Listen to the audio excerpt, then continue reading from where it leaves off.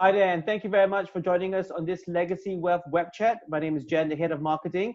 And joining me this week is our head of planning, Mr. Alex Konarski, and our head of investments, Mr. David Agar. And on this week's web chat, we're talking about the webinar we had last week, which is about 5 ways to improve your relationship with money. So let's get started. Number 1 is about compound interest. Boys, take it away. Yeah, the idea around compound interest is nothing new. It's an accumulation tool for growing your wealth over time. It's something that people often miss out, even though the likes of Benjamin Franklin and Albert Einstein are relatively famous for having made quotes on its value to the wealth accumulation model.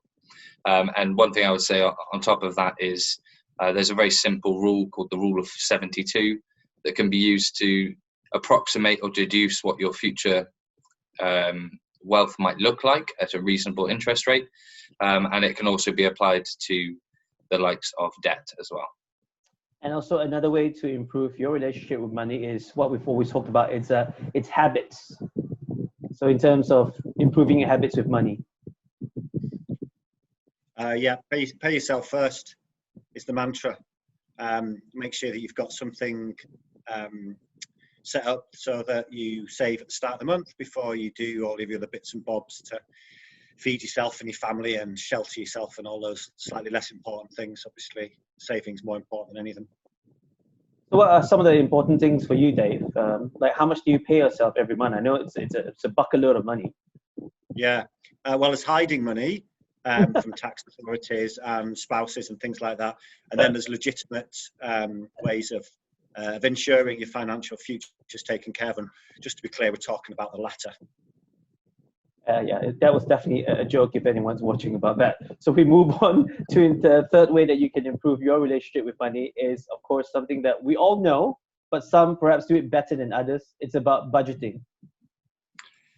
Yeah, so it feeds into what Dave was just saying about paying yourself first. It's quite easy for people to look at their monthly income and their broadly agreed upon expenses, and then in general there's a surplus at the end of the month. It's about making sure that surplus is used effectively and to benefit your future and your financial goals, rather than simply being spent on discretionary spending down the pub or in restaurants where it doesn't really need to be spent. How important is it to really stick to a budget? Well, I think that it's a flexible concept, and flexibility in everything you do in life has value, from the way in which your investments are managed to the way in which you budget your income stream. So there's a traditional rule, which is the 50-30-20 rule. So 50% pays off your needs, groceries, utilities, housing, things like that. Then you've got 30%, which is your discretionary spending, which typically in this model is allocated towards entertainment, dining, sports memberships, gym memberships, things like that. And then the 20% is allocated towards accumulating savings and paying down any debt. And obviously, depending on your income stream and your lifestyle situation, you may be able to tweak those percentages to work best for you. And moving down the list, coming in at number 4, of course, we're kind of biased with this. It's about getting advice. Getting the right advice can tremendously improve your relationship with money and set you up for the future, right, Dave?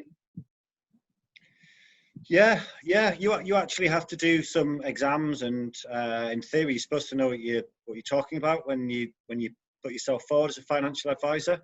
There'll hopefully be something in that body of knowledge that's useful to people. One thing that we pointed out, we talked about in a bit more depth in the webinar we did recently, and I think it's very important, is behavioural finance and the management of emotions. And obviously this is kind of like relevant right now because of what's happening in some parts of the securities markets at the moment. Prices are very, very volatile, and it's times like this that it's always good to have someone to point out the longer term performance of things.